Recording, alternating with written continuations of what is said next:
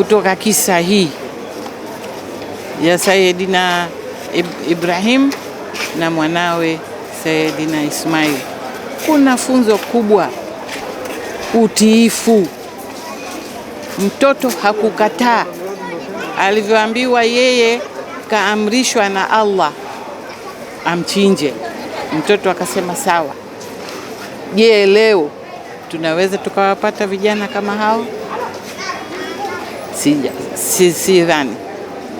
Lakini bado tuendelee kuwasimamia vijana. Inawezekana, sisemi inawezekana.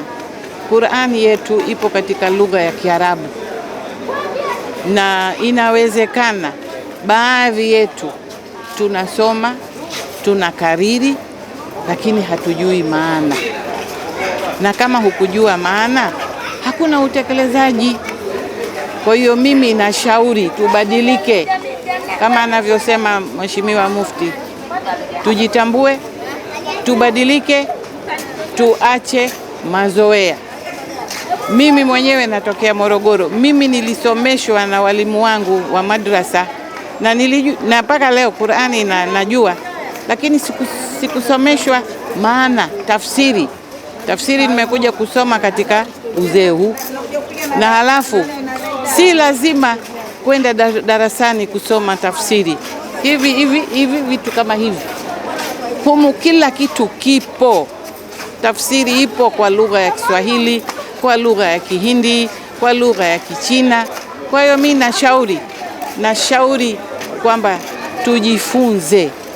tujifunze tafsiri ili tuweze kutekeleza hili.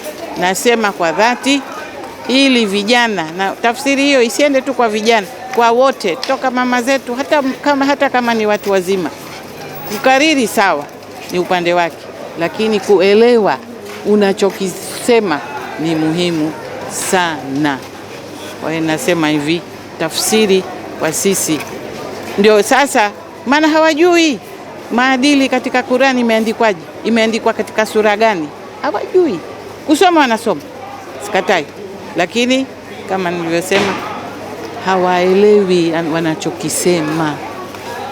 Baada ya kusema hayo, nawatakia wote Idi njema, tukasherehekee kwa kuchinja kwa wale wenye uwezo, tuende kwa amani, na namtakia mama yetu kipenzi chetu Dr. Samia Suluhu Hassan Idi njema, yeye, familia yake, viongozi wenzake na Watanzania wote.